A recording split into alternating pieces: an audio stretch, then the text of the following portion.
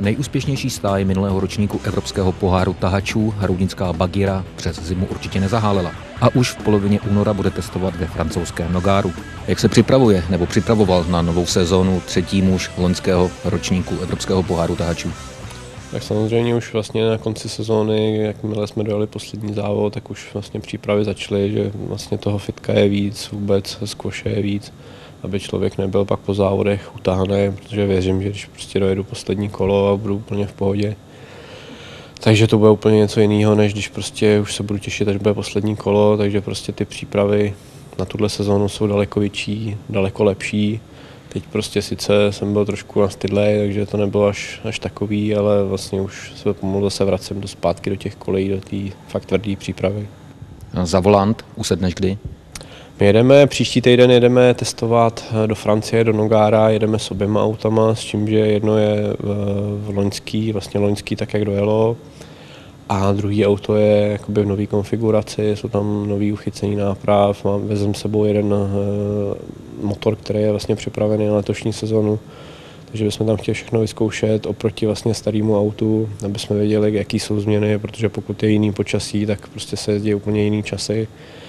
Takže kvůli tomu bereme jakoby loňský auto a jakmile se vrátíme, tak vlastně bude taková ta druhá půlka té přípravy, kdy se začne dělat i na tom druhém autě a vlastně obě se připraví přímo na sezónu tak, jak by to mělo být, aby jsme na prvních závodech nezjišťovali, že to prostě nefunguje tak, jak jsme si představovali. Do Francie jedeš ty nebo i další jezdec Bagíry?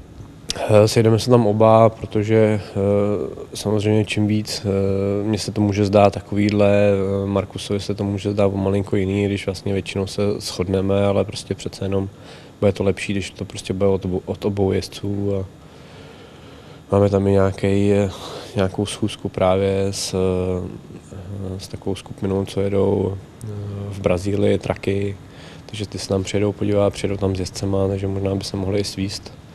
Takže bude to takový první, si myslím, spojení jakoby evropských traků a brazilských traků.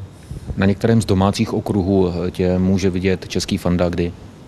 Tak my budeme mít zase Most, což bude na přelomu srpen, září, víceméně jako každý rok. A měl jsem na mysli testování. Testovat budete Brno, Most? S testováním je to právě v Čechách špatný, protože v Mostě dělají nový povrch, což vlastně se jim hrozně zpozdilo veškeré testování, co tam mělo být. A jakmile oni to dodělají, tak je tam fakt narváno, že se tam možná ani nedostaneme před sezónou. Takže uvidíme, kdyby tam byla nějaká mezírka, tak bychom se tam chtěli dostat. Ale vzhledem k tomu, že jsou tam takovýhle rozsáhlé opravy, úpravy, tak vůbec nevíme, jestli se tam dostaneme.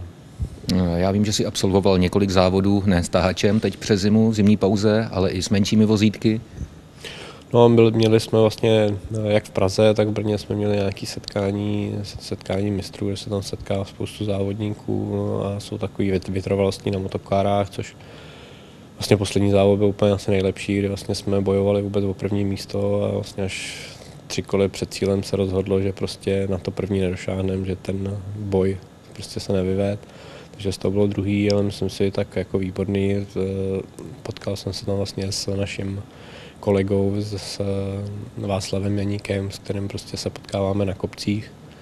Takže i s ním jsme si dali dobrý souboj, takže bylo to výborný. Tak ať se daří i v nové sezóně. Díky.